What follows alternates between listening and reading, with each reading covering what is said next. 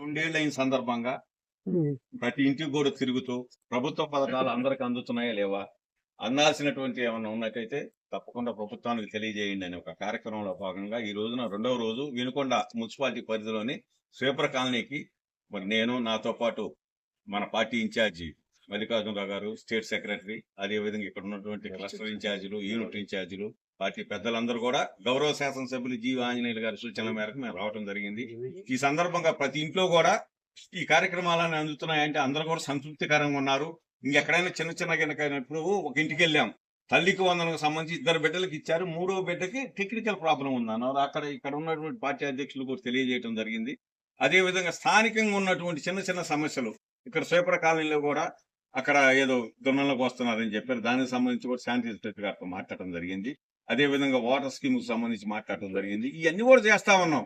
ముఖ్యంగా పెన్షన్లు కూడా బ్రహ్మాండంగా 3 నుంచి 4 వేలు ఇచ్చి అందుతా ఉన్నాయి.